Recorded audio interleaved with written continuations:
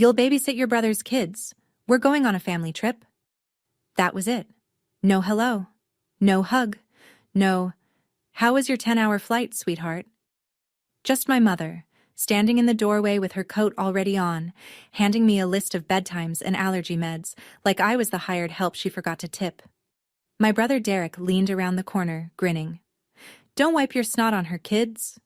The whole house laughed. 3 kids, 5 days, $0. And the resort they were heading to? I'd find out later. I was the one paying for it. What I said next made my mother's face drain white. And by the end of that week, every automatic payment, every bill, every favor I'd silently carried for 6 years would come crashing down on them like an avalanche they never saw building. Before I go on, please take a moment to like and subscribe, but only if you genuinely connect with this story. Drop your location and your local time in the comments. I love seeing where you all are. My name is Claire. I'm 27. And this is the story of how I stopped being my family's ATM and watched them realize they couldn't afford their own lives without me. Now let me take you back to 3 weeks before Christmas, the night my mother called me crying. It was 11 at night. I was sitting cross-legged on my bed in my Seattle apartment with my laptop balanced on a pillow, finishing a code review that was already 3 days overdue. My phone buzzed once on the nightstand, then twice. Then it lit up with my mother's name, and didn't stop. I picked up. The sobbing started before I could say hello. Claire, honey, I need you to come home for the holidays. Her voice cracked in the exact place it always cracked. This might be the last time I get all my kids under one roof. Your father would have wanted this. My father. She always knew exactly which wound to press. He'd been gone 8 years, and she still summoned him like a debt collector whenever she needed something from me. I told her I wasn't sure. Flights were expensive this close to Christmas. I'd just sent her the monthly transfer 5 days ago. My bank account was running on fumes and stubbornness. She didn't pause. I already told Aunt Ruth you're coming. Don't make me look like a liar in front of the family. There it was. The 1-2. Guilt, then social pressure. I knew this choreography the way other people know their morning commute. And just like every other time, I folded. I booked a flight that night. $1,200. Economy. 10 hours with a layover in Denver. I remember staring at the confirmation email on my phone and thinking, this is fine. This is what good daughters do. I should have known better.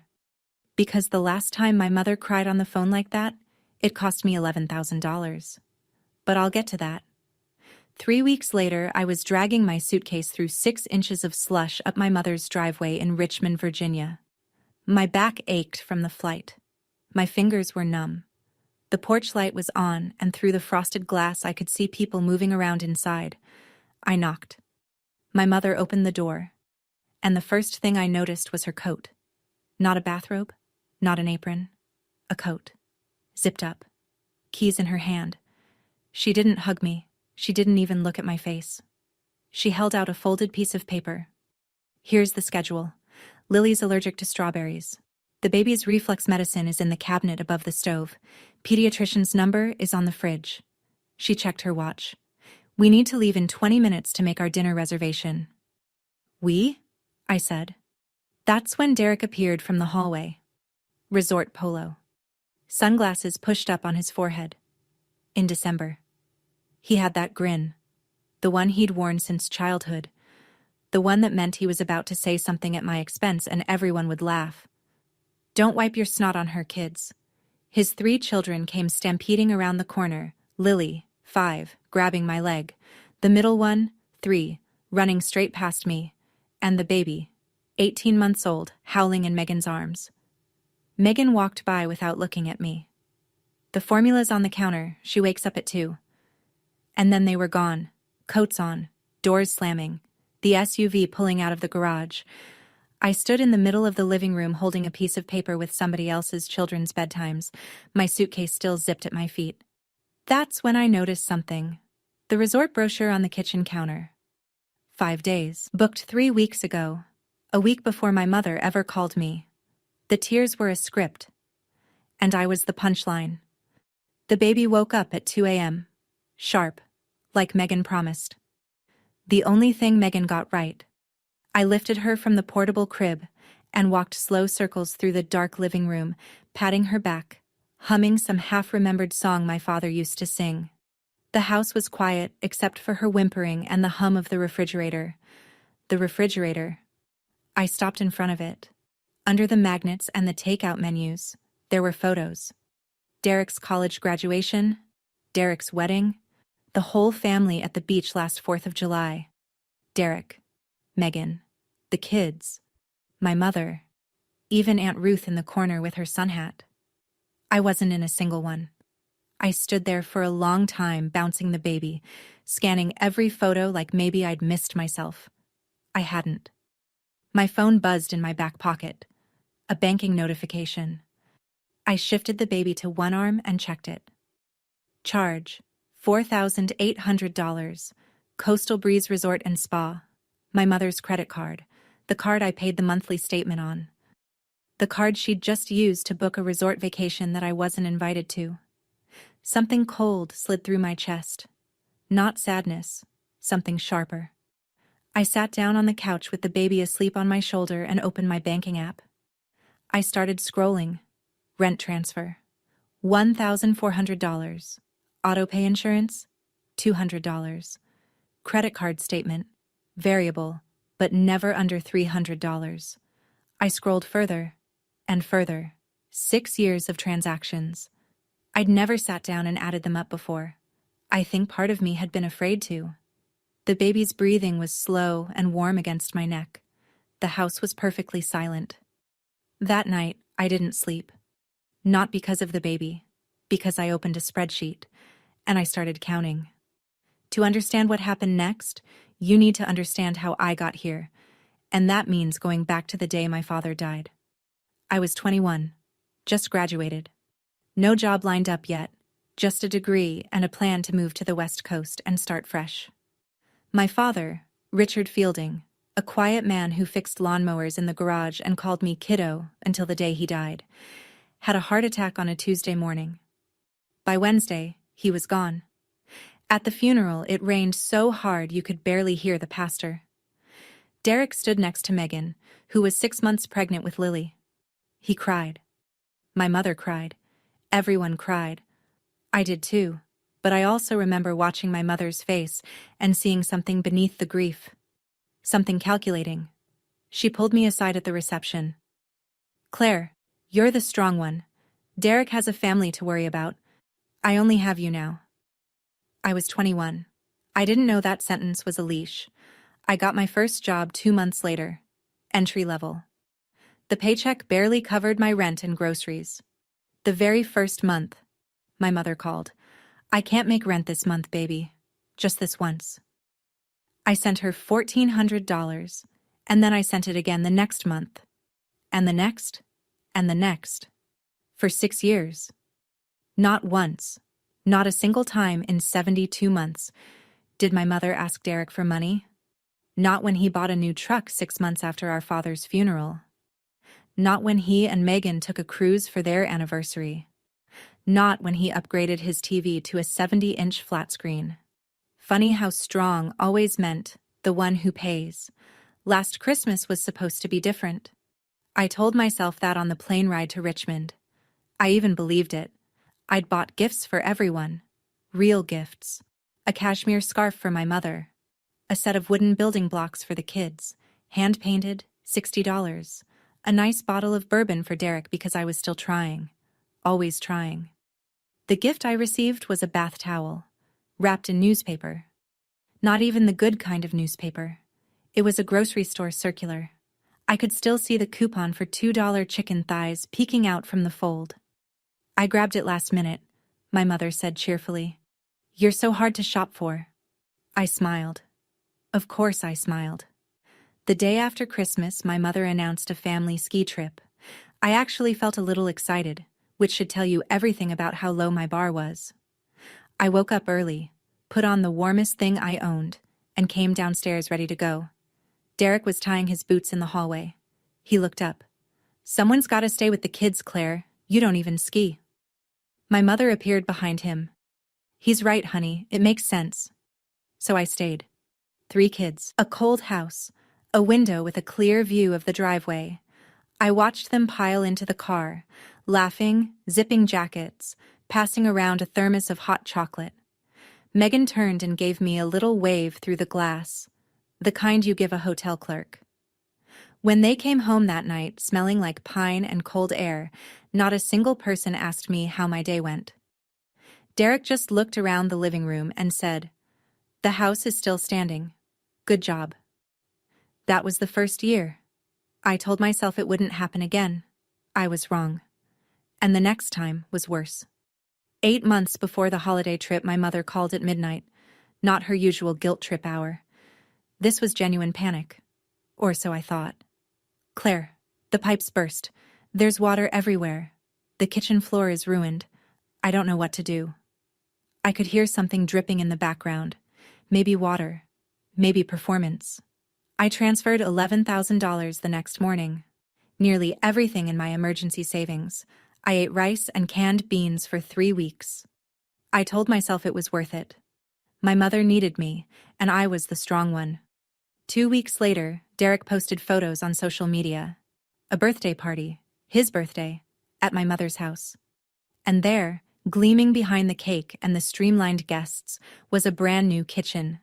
Granite island, pendant lights, subway tile backsplash, the works. The caption read, "Mom outdid herself this year." I stared at that photo for 10 minutes. Then I texted my mother. "I thought the pipes burst." She replied fast, like she'd been expecting the question. "They did. But since we were fixing things anyway, I upgraded the kitchen a little." Family needs a nice kitchen, Claire. A little. $11,000. I later found the actual plumbing invoice stuffed in a drawer during one of my visits. $612 to fix the pipe. The remaining $10,388 went to a kitchen remodel that I was never consulted about, never invited to enjoy, and never thanked for. Family needs a nice kitchen. She kept using that word. Family. I don't think it meant what she thought it meant, or maybe it meant exactly what she thought. Family meant me. Paying. Quietly. Forever. I deleted the text thread. I didn't say a word. That was the last time. Until it wasn't. 3 months before I flew home for the holidays, Megan sent me a screenshot by accident. It was a Tuesday afternoon. I was on my lunch break, scrolling through messages, when a notification popped up from Megan, which was already unusual because Megan and I didn't talk. We existed in the same family the way strangers exist on the same subway car. The screenshot showed a group chat called Fielding Fam. I'd never seen it before. I wasn't in it. 4 members. My mother, Derek, Megan, and Aunt Ruth. My mother had written, "Claire is so dramatic sometimes. I ask for one small favor and she acts like I'm ruining her life." Derek, right below. "She just likes feeling important. Letter." Megan. LOL. Aunt Ruth. A laughing emoji. I read it 4 times.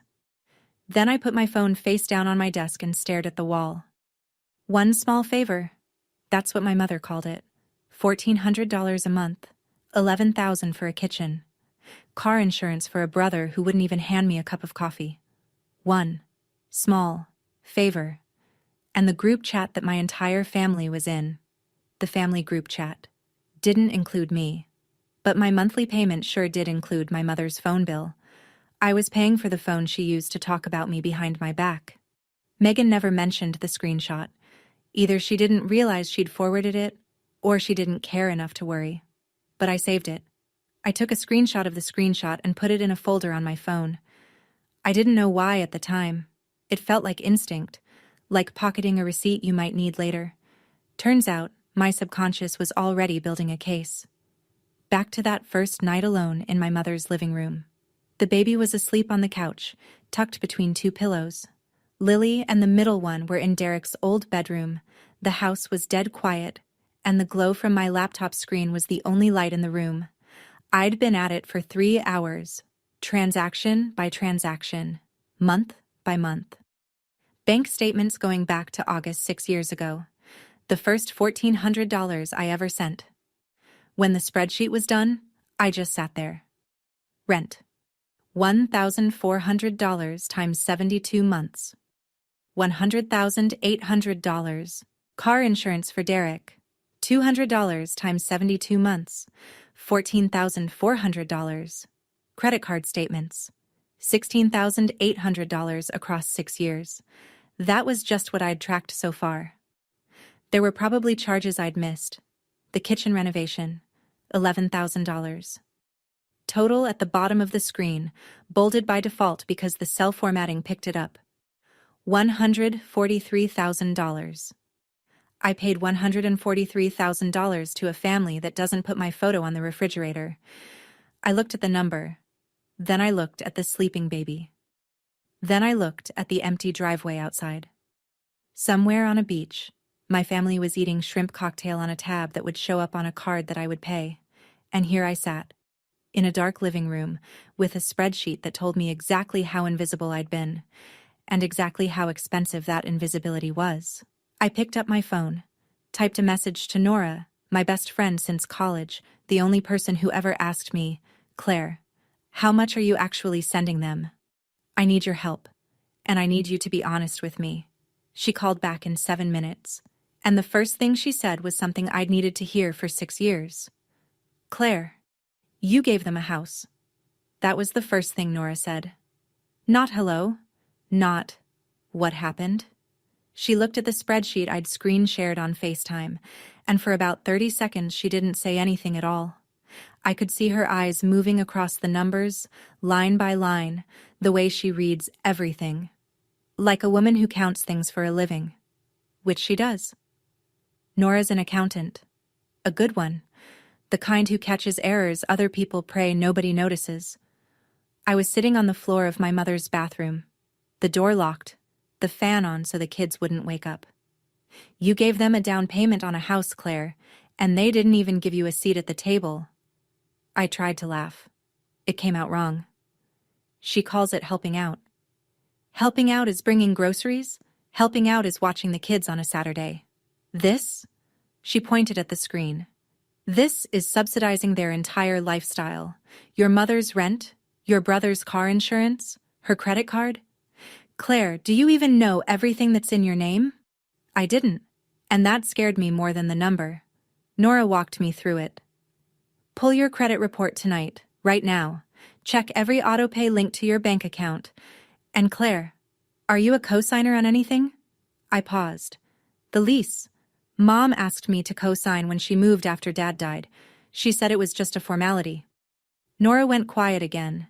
That particular quiet she gets when she's angry, but choosing her words carefully.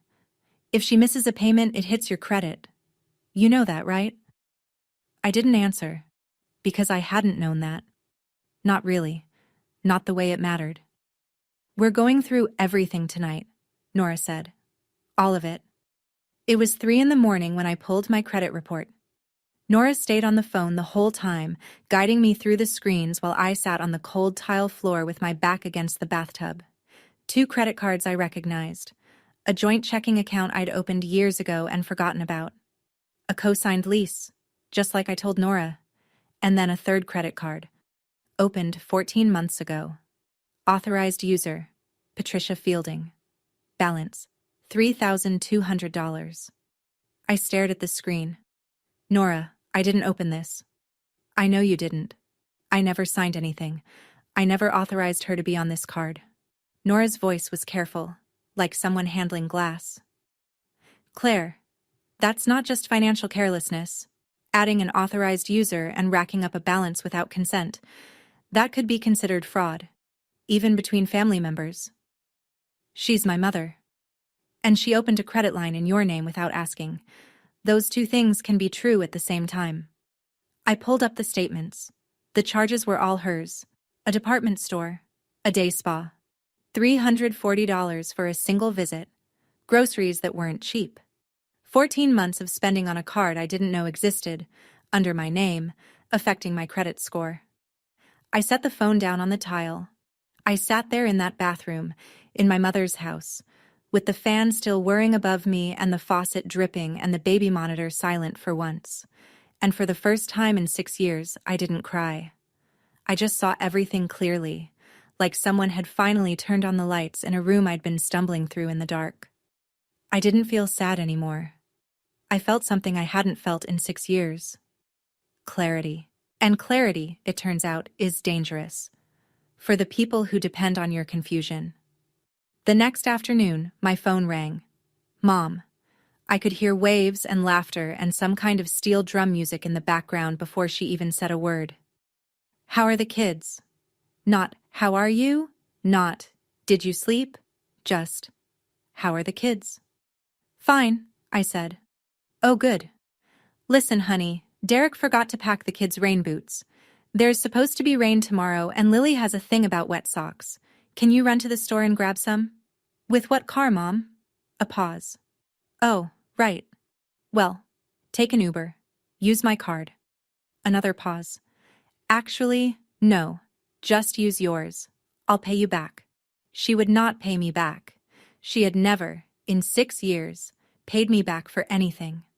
Derek's voice floated in from the background, bright and casual, like he was talking about the weather. Tell her to get the good brand, not the cheap ones. I looked at my laptop, still open on the kitchen counter. The spreadsheet glowed from across the room.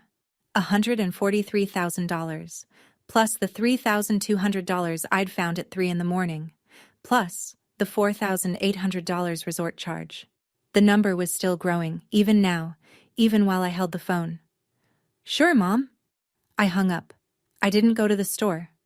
I sat at the kitchen counter and looked at the spreadsheet and the sleeping baby, and the empty house and the resort brochure and the photos on the refrigerator that didn't include me, and I made a decision. That was the last time I said, sure, Mom, and meant it. The next time those words left my mouth, they would carry a very different weight. I called Nora again that evening, after the kids were in bed. This time, I wasn't sitting on the bathroom floor. I was sitting at my mother's kitchen counter, the $11,000 kitchen counter, with my laptop open and a pen in my hand. What do you want to do? Nora asked. I thought about it. Really thought about it. Not the angry version, not the crying version, the clear version. I want to stop lying to myself that they'll change. Nora was quiet. Then she said, tell me what that looks like. So I told her. I laid it out like a project plan, because that's what I do for a living. I build systems, and this was a system that needed to be shut down. Step 1, cancel every automatic payment from my accounts. Rent, insurance, credit card statement, all of it. Step 2, contact the landlord and notify him that I'm removing my name as co-signer on my mother's lease. Step 3, call the credit card company and report the unauthorized card. Freeze it. Step 4, print the spreadsheet. Every line, every dollar, every month. 12 pages. Nora listened to all of it without interrupting. Then she said something that made my stomach drop, but in a good way. The way it drops when you're about to jump and you've already decided. Call the landlord before you tell them. Get it in motion before they can guilt you out of it. Once the paperwork's moving, it's done. They can cry all they want, but the clock is ticking. She was right. If I told them first, my mother would cry, Derek would yell, and I'd fold. I always folded. Not this time. I'm not punishing them, I said. I'm just not lying for them anymore. I made the calls the next morning while the kids watched cartoons in the living room. One by one, with the volume turned up just enough to cover my voice from the kitchen. First, the landlord, Mr. Garnett. A polite man with a flat voice who clearly wasn't used to calls like this. I'm calling because I'm a co-signer on the lease at 412 Briar Lane. My mother, Patricia Fielding, is the primary tenant. I'd like to formally request the removal of my name. He asked a few questions. I answered them. Then he said, I appreciate the heads up, Ms. Fielding. Your mother will have 30 days to secure a new co-signer, or the lease will transition to a month-to-month arrangement pending credit review. 30 days. The clock was set. Second call. My bank. I canceled the auto pay for 3 recurring transfers: rent, car insurance, Credit card statement. The representative confirmed each cancellation and read me a reference number. I wrote them all down. Third call. The credit card company. This one took longer. I explained the situation. An authorized user had been added to my account without my knowledge or consent. The representative paused, then said, "We'll flag this for review and freeze the card immediately. You have the option to file a formal dispute if you'd like." "Not yet," I said, "but I want it frozen today." Done. I sat at the kitchen counter after I hung up. The stack of printed spreadsheets, 12 pages highlighted in yellow, sat in a manila folder beside me. Everything was ready. The autopays were dead. The landlord had been notified. The unauthorized card was ice. Everything was set. The dominoes were lined up. All I had to do was wait for them to walk back through that front door. Tanned, rested, and completely unaware that the floor beneath them had already been pulled. That last night, Lily crawled into my lap on the couch. She was in her pajamas, the ones with the little astronauts on them, and she smelled like baby shampoo and graham crackers. She pressed her face into my shoulder and said, "Auntie, why don't you come on trips with us?" "I have to work, sweetie."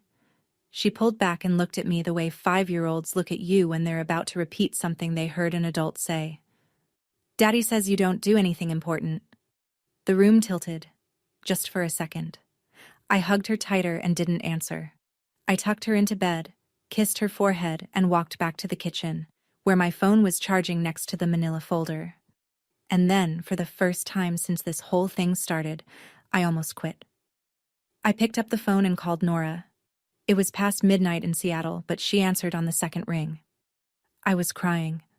Really crying. The ugly kind. The kind I hadn't let myself do in years. "What if I'm wrong?" I whispered. "What if this destroys everything?" Nora didn't hesitate. "Claire, you paid $143,000. They called you dramatic in a group chat you weren't in. Your mother opened a credit card in your name. This isn't love. This is a system. And you're the engine they refuse to maintain." I pressed the heel of my hand against my eyes, breathed. "I'm not doing this to hurt them," I said. "I know. You're doing this so you can stop hurting." I hung up, wiped my face, looked at Lily's door, closed and quiet. Then I heard it, the next morning. Tires on gravel, their car pulling into the driveway. And I realized my hands weren't shaking anymore. They poured through the front door like a parade float nobody asked for. Suitcases rolling, skin tanned, voices loud. My mother was wearing new sunglasses. Derek had a resort gift shop bag dangling from one hand. Nobody said thank you. Nobody asked me how the 5 days went. Patricia walked past me, scanned the kitchen. "The house looks clean."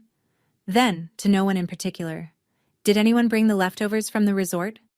Megan scooped up the baby and inspected her like a mechanic checking under a hood.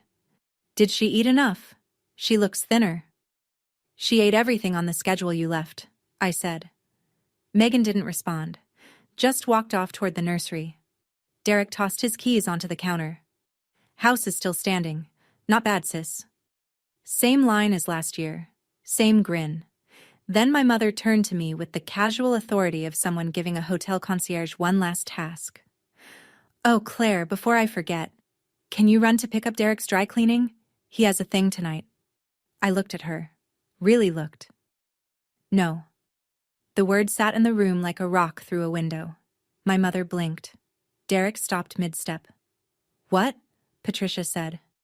I said no, but I do need to talk to everyone. Tonight. After dinner. 3 seconds of silence. 3 full seconds. I counted them in my head. "About what?" Derek asked. "About money." My mother's face flickered, something fast behind the eyes, gone before it fully formed. Then she smiled. That tight smile. The one she uses when she's already rewriting the narrative. "Someone's dramatic again. Fine. We'll talk after dinner." She had no idea what was coming. None of them did. Dinner was my mother's specialty. Pot roast with mashed potatoes, green beans, a pie from the bakery she always swore she made herself. She cooked it in the new kitchen. My kitchen. The $11,000 one. the conversation was all resort. Patricia told a story about a waiter who spilled a drink near their table. Derek showed photos on his phone: the pool, the sunset, a plate of crab legs. Megan scrolled through her own album and held the screen toward me. "Look at this one. The kids would have loved it. The kids who were here, with me, while you were there." I said nothing. I ate my food. I waited. My mother noticed. She always noticed when the room wasn't organized the way she wanted it. "Honey, you seem tense. Is everything okay at work?" There it was. The redirect. If Claire is upset, it must be about Claire. It could never, ever be about them. "Work is fine, Mom. I just have some numbers I want to share with everyone after we clean up." Derek snorted. "Numbers? What is this? A board meeting?" Patricia laughed. Megan half smiled. "Something like that," I said. I didn't smile. I set my fork down. The clink of metal on ceramic was the loudest thing in the room for about 2 seconds, and in those 2 seconds, something shifted. I watched it cross their faces. Derek's grin fading half a degree. My mother's hands pausing over her plate.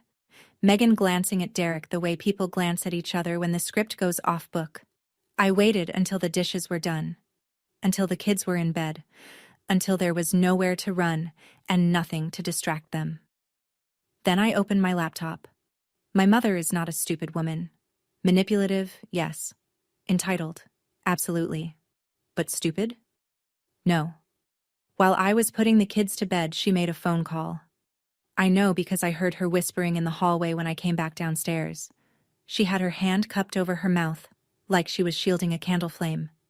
"Ruth, can you come over? Claire is acting strange. I think she's going to cause a scene." 20 minutes later, the doorbell rang. Aunt Ruth, my father's younger sister, 52, the kind of woman who brings casseroles to every crisis and opinions to every conversation, stood on the porch in her reading glasses and a heavy cardigan. She hugged my mother first. Then she turned to me with that particular look. Half pity, half suspicion. The one she used whenever my mother had gotten to her first. "Claire, your mother told me you're upset about something. Whatever it is, let's just talk it out like family." My mother appeared behind Ruth's shoulder, dabbing her eye with a tissue. "See? Even Aunt Ruth is worried about you, honey." She called reinforcements. Of course she did. She'd been doing this my entire life, stacking the room before I could speak, making sure the jury was seated before the defendant even entered. Derek was on the couch with his arms crossed. Megan sat beside him, scrolling her phone, looking like she wanted to be anywhere else.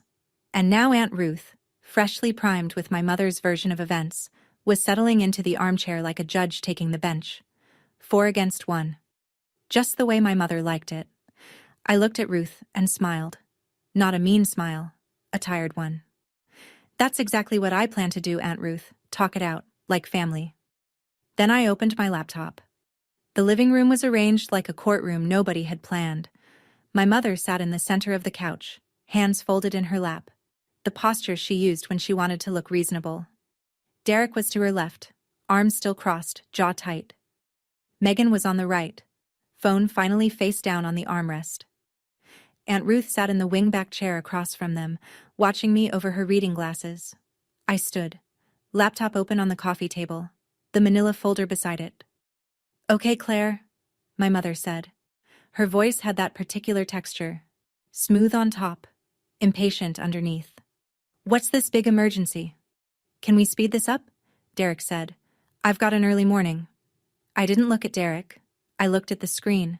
Then I looked at each of them, one at a time, the way my father used to look at me when he was about to say something that mattered. "I'm going to show you something. I'm going to be calm. I'm going to be factual. And when I'm done, I'm going to leave. You can react however you want, but you will not change my mind." 5 seconds of silence. My mother looked at Derek. Derek looked at Megan. Megan picked up her phone, then set it down again. Aunt Ruth leaned forward, 1 inch. Nobody spoke. The wall clock ticked. The refrigerator hummed from the kitchen. The new refrigerator, in the new kitchen, paid for by the person standing in front of them. I turned the laptop so the screen faced the couch. I pressed one key. The spreadsheet filled the screen. Every line, every month, every dollar. Organized by category, sorted by date, totaled at the bottom. The number at the bottom, bold, red, underlined, was $146,200. I read it line by line. I didn't rush. I didn't whisper. I spoke the way I speak in a code review. Factual, sequential, documented. Rent, $1,400 a month.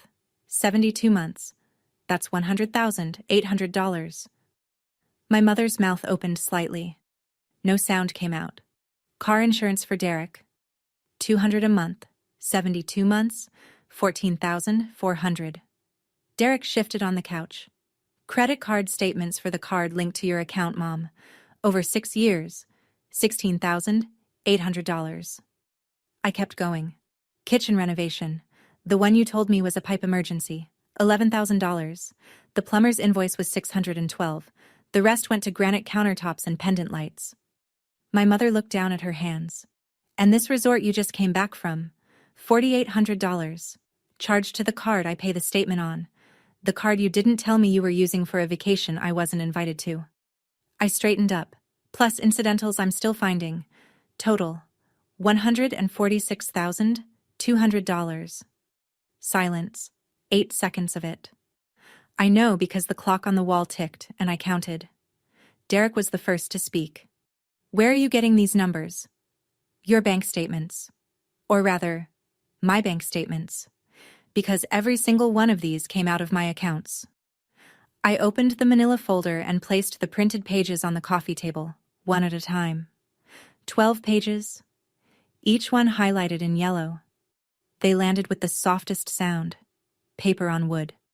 But in that room, in that silence, each one sounded like a door closing. $146,200. That's what helping out looks like when you add it up. But that's not all. I watched my mother's eyes flick up from the printed pages. Something new behind them. Not guilt. Fear. 14 months ago, someone opened a credit card in my name. I was listed as the primary account holder. An authorized user was added. Patricia Fielding. I looked at my mother. I didn't sign anything. I didn't agree to it. The balance on that card is $3,200. Patricia's hand went to her throat. That was just for emergencies, Claire.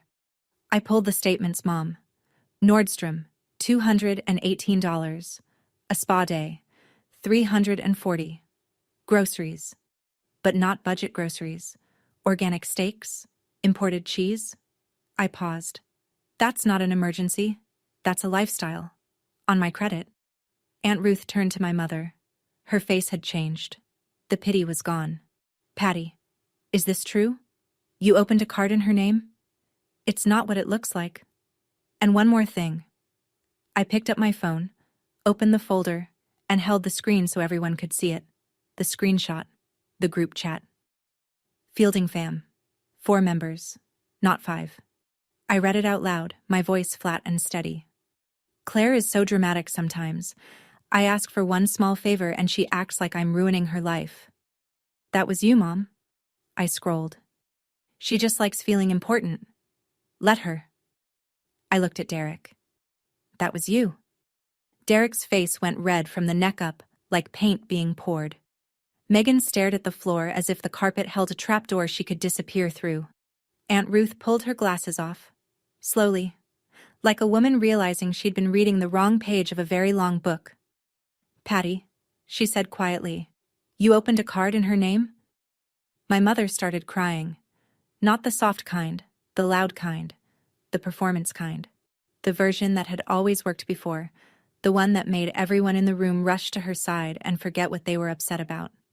I can't believe my own daughter is doing this to me, she said, her voice cracking in all the rehearsed places. After everything I sacrificed raising you kids alone, your father would be devastated. There it was, the dead card. She played it the way she always played it. Like an ace she kept up her sleeve for emergencies. Derek stood up. You're seriously doing this during the holidays? What is wrong with you? You want a medal for helping your own family? Megan murmured from the couch. This is so uncomfortable. And then went silent. Still the bystander. Still watching from behind the glass. My mother turned to Aunt Ruth, her eyes wet, her chin trembling. Ruth. Tell her. Tell her she's being ungrateful. But Ruth didn't tell me anything. She was looking at the spreadsheet, tracing the highlighted lines with one finger. Her lips were moving, doing math. Then she looked up. Not at me. At Patricia. Patty, she said. Her voice was careful but solid, the voice of a woman who'd just done the arithmetic and didn't like the total. $146,000 is not helping out. And the credit card. Not you too, my mother whispered. The tears were still streaming, but something behind them had shifted. She wasn't sad. She was losing. I stood completely still. I didn't argue. I didn't defend myself. I let the numbers sit on the table and the words hang in the air, and I let the truth do what the truth does when you stop apologizing for it. My mother was crying. My brother was yelling, but I hadn't even told them the worst part yet. I raised one hand, just slightly, palm open. The room went quiet, not because they respected me, but because something in my posture had changed and they could feel it. I'm not asking for anything back, I said. I'm not suing anyone. I'm not here to punish you. I'm just telling you what's already happened. Derek sat back down, slowly. As of yesterday, every automatic payment from my accounts to yours has been canceled. Rent? Canceled. Car insurance? Canceled. Credit card statement? Canceled. All of it. Effective immediately. My mother's face went white. Not pink. Not pale. White. I've notified your landlord, Mr. Garnett, that I'm removing my name as cosigner on the lease. You have 30 days to find a new cosigner, or the lease transitions to a month-to-month arrangement pending a credit review. Derek leaned forward. You can't do that. I already did, Derek. 2 days ago. And the credit card that was opened in my name without my consent, I said, looking at my mother. Frozen. The balance is under review. And then the room stopped. I don't mean it got quiet. I mean it stopped. The way a clock stops. The way a heart skips. The way a movie freeze frames on the one shot that changes everything. 10 seconds. Nobody breathed. Nobody moved. Aunt Ruth's hand went to her chest. Megan's phone slipped from the armrest and hit the carpet. Derek stared at Megan. Megan stared at the floor. And my mother, who had spent my entire adult life writing the story of this family in her own hand, whispered 3 words. No. No. No way. I didn't blink. I'm not punishing you. I'm just not paying for you anymore. Derek pulled his phone from his pocket like a man reaching for a life raft. He opened his insurance app, tapped twice. His face changed. My insurance says lapsed. He looked up at me. What did you do? I stopped paying for it. That's what I did. Your car insurance has been in my name, billed to my card, for 6 years. I canceled the autopay. Megan grabbed his arm. Derek, the pediatrician is on Tuesday. We can't drive the kids without insurance. We can't. Shut up, Megan. Derek turned back to me, his voice low and tight. Turn it back on, Claire. No, Derek. Turn it back on. No, you turn it on. In your name. With your money. The way every other 31-year-old man with 3 children and a truck handles his own car insurance. He stood up. For a moment I thought he might yell. Really yell, not the performative kind. But he didn't. He just stood there, his phone in one hand, his mouth opening and closing like a man trying to start a sentence that doesn't exist. This is insane, he finally said. You're insane. I'm 27 years old. I've been paying your car insurance since you were 25. That's $200 a month for 6 years. $14,400. And you never once asked where it came from. That was the line that landed. Not the number. The never once. I watched it hit him. His jaw clenched. His eyes dropped. And for the first time in my life, I saw my brother look at me and have absolutely nothing to say. Megan was already on her phone, Googling something, probably insurance quotes. The first domino had fallen, but the biggest one was still standing. My mother's voice came out thin, stretched, like a wire about to snap. Claire, if you take your name off the lease, I can't qualify on my own. My credit. It's not. She stopped, swallowed. I'll lose the house. I looked at her, at the woman who had fed me guilt for 6 years, who had called me crying to get me on a plane, who had handed me a babysitting schedule before she'd handed me a glass of water. It was never your house, Mom. It was mine. I just let you live in it. She turned to Ruth. Ruth, please, talk to her. She's going to put me on the street. Aunt Ruth was sitting very still. She'd been quiet since the spreadsheet, since the credit card reveal, since the group chat. But now she spoke, and her voice had a tremor I'd never heard before. Patty, I had no idea she was paying for all of this. You told me you were managing on your own. You told me Claire was just helping with groceries here and there. I was managing $146,000, Patty. That is not managing. That is not groceries. Ruth paused. Her chin lifted. Her eyes were wet, but they were steady. If my brother were alive? She stopped. The room waited. My brother would be ashamed of how you've treated his daughter. My mother broke, not the theatrical break, the real one. The sound that came out of her was small and raw, and it filled the room the way water fills a crack. She pressed both hands to her face and wept. Nobody moved toward her. For the first time in my memory, nobody rushed to comfort Patricia Fielding. I'm not putting you on the street, Mom. I'm giving you 30 days to figure out your own life. The way I've been figuring out mine. Alone. For 6 years. I closed the laptop. I picked up the manila folder. I stood up straight. The way I should have stood up years ago. I love this family, I said. I do.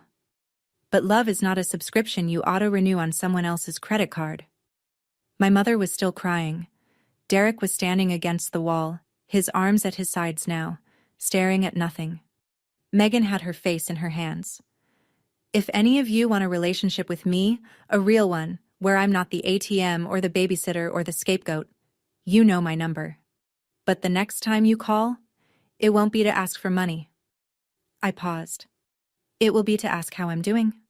I reached for my suitcase. I'd packed it that afternoon while they were unpacking theirs. I'd placed it by the door the way someone places a chess piece, quietly, deliberately, before the final move. I was halfway to the front door when I heard the footsteps. Small ones. Fast. Auntie, where are you going? Lily. Astronaut pajamas, eyes wide, standing in the hallway, barefoot on the cold hardwood. I set down my suitcase. I knelt in front of her. I tucked a strand of hair behind her ear and said, I'm going home, sweetie, but I'll always pick up the phone when you call. Always. I kissed her forehead. She held on to my sleeve for a second, then let go. I stood up. I looked at my mother one last time. She was sitting on the couch, hands in her lap, staring at the stack of printed pages. She didn't say a word. For the first time in my entire life, Patricia Fielding had nothing to say. I opened the door. The cold air hit my face. Snow was falling, soft and quiet. I walked to the curb and called a car to the airport. I didn't look back. The plane took off at 11:42 p.m. window seat, red-eye to Seattle with a connection in Charlotte. I pressed my forehead against the cold glass and watched the lights of Richmond shrink into a grid, then a glow, then nothing. The cabin was dim. The engines hummed. The woman next to me was already asleep. My phone buzzed. 14 messages. Mom, how could you do this to me? Derek, you ruined Christmas. Megan, the baby needs formula. Can you at least send money for that? Aunt Ruth, Claire, I'm sorry. I should have seen it sooner. Call me when you're ready. I read each one exactly once. Then I muted every thread except Ruth's. There was one more. From Nora. Landing okay? I typed back. Not yet. but I think I will be. I put my phone in airplane mode and sat there in the dark for a long time. The captain made an announcement about weather in Charlotte. A flight attendant walked the aisle with a quiet cart. I ordered a ginger ale. $5. $5. For myself. Without checking my bank account first, without calculating whether I could afford it after the rent transfer, the insurance payment, the credit card statement. I took a sip and realized this was the first thing I'd bought for myself in 6 years without doing math in my head about someone else's bills. It was just ginger ale, but it tasted like the beginning of something. The messages kept coming in. I knew they would. My mother's voice would fill my voicemail by morning, cycling through the stages. Anger, guilt, bargaining, more guilt. Derek would go silent. Megan would ask for money one more time because that was the only language she had. But at 35,000 feet, none of it could reach me. 1 week later, Seattle. Rain. I was back at my desk, back in my routine, back in the apartment that suddenly felt different.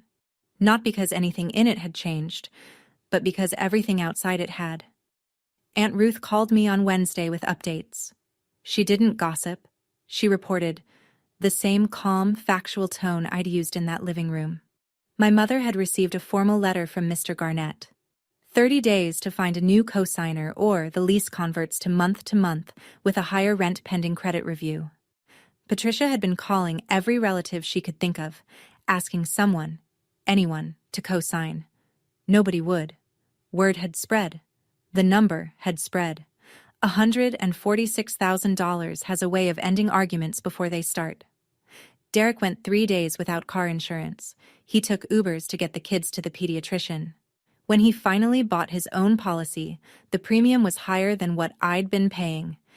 He had no independent history, no clean record in his own name. He was 31 years old and buying car insurance for the first time. Megan called her own mother and asked to stay with her for a week. Stress, she said. The unauthorized credit card was frozen. The $3,200 balance was under dispute. My mother would have to answer for every charge. No more spa days. No more department store runs. Not on my name. Not anymore. And me? I checked my bank account on Friday, the way I always did. But the number at the bottom was different. For the first time in 6 years, I had $3,800 left at the end of the month. Not $200, not $47, $3,800. That's what my life costs when I stop paying for theirs. 2 weeks later, a Sunday afternoon. My phone rang. Mom. I almost didn't answer. I stared at the screen for 4 rings, watching her name glow against the gray Seattle rain outside my window. On the 5th ring, I picked up. Her voice was different. Softer. The kind of soft she uses when she's building towards something. Claire, honey, I've been thinking. And maybe I wasn't always fair to you. I waited. I'd learned to wait. I'm sorry if you felt hurt. If.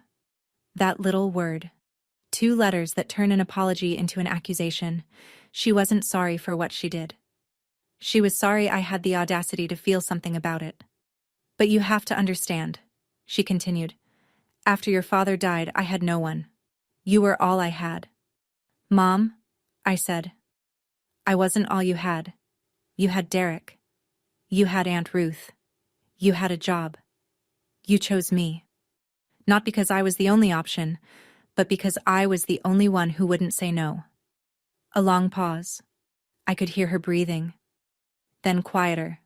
So, does this mean you'll help with the lease? Just until I get back on my feet? There it was. Buried in the apology like a hook inside a worm. The whole call, the softened voice, the maybe I wasn't fair. All of it leading to one thing. No, Mom. That's exactly what this means I won't do anymore. Silence. Then her voice dropped. Cold. Hard. Stripped of every pretense. You'll regret this. The line went dead. I set the phone down. Looked at the rain. I didn't cry. I didn't call Nora. I didn't feel guilty. I just felt done. 2 months later, A Saturday morning in Seattle. I woke up at 8. Not to an alarm. Not to a phone call. Not to a text that said, "Can you send?" or "I need," or "Just this once." I woke up because the light came through my curtains and my body decided it was time. I made coffee. French press. Good beans. The $12 bag I'd been eyeing for weeks, and finally bought because I could. I sat at my kitchen table and did something I hadn't done on a Saturday morning in 6 years. Nothing. No bank transfers. No guilt. No mental arithmetic about whose bills were due and whether I'd have enough left for groceries. My phone buzzed. FaceTime. Aunt Ruth. I answered. She was in her living room, reading glasses on, a mug of something in her hand. She looked tired but clear. "I talked to your mother," she said. "I told her she needs help. Financial counseling at the very least. She's not happy with me either right now." "I'm sorry, Aunt Ruth." "Don't be. I should have paid closer attention. I believed her when she said she was managing." Ruth paused. Then she said something I hadn't known I needed to hear. "Claire, your dad would be proud of you. Not because you stopped giving, but because you finally valued yourself." I pressed my hand over my mouth. The tears came. But they were different this time. Not the burning kind. The kind that come when something heavy finally lifts. Nora was at the table across from me, mid-bite of a piece of toast. She'd come over for brunch, the way she did most Saturdays now. She caught my eye and grinned. "Welcome to your life, Fielding. It's been waiting for you." I used to think being a good daughter meant saying yes to everything, that every no was a betrayal. That love came with a monthly payment, and if I stopped sending it, I'd stop mattering. I was wrong. My mother and I don't talk much now. She sends texts sometimes, short ones, usually about the weather or a recipe she saw on television. She hasn't asked for money. I don't know if that's growth or strategy. I hope it's growth, but I've stopped needing to know. Derek hasn't called. Not once. I think about Lily sometimes, her astronaut pajamas, the way she held my sleeve. I send her birthday cards with bookstore gift cards inside. I don't know if she gets them. Megan sent me one text about a month after I left. "The baby needs formula. Can you at least help with that?" I replied with the phone number for WIC assistance and a link to apply. She never wrote back. Aunt Ruth calls every Sunday, without fail. We talk about my dad, about work, about her garden. She's the only bridge I have back to my family, and I've decided that one good bridge is enough. I'm not rich. I'm not winning. I still live in a one-bedroom apartment. Some weeks I eat ramen. I still check my bank account too often. Old habits don't die. They just learn to whisper. But for the first time in 6 years, my money is mine. My time is mine. My peace is mine.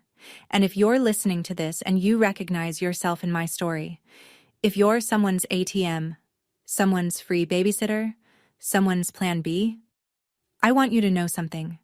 You're allowed to stop. You're allowed to count. And you're allowed to leave. That's not selfishness. That's survival. Love is not a subscription. And you are not a service they forgot to cancel. Thank you for staying with me to the end. If this story resonated with you, if you've ever been the invisible one, the one who pays, the one who stays, leave a comment and tell me your story. I read every single one. Hit that like button if you felt something.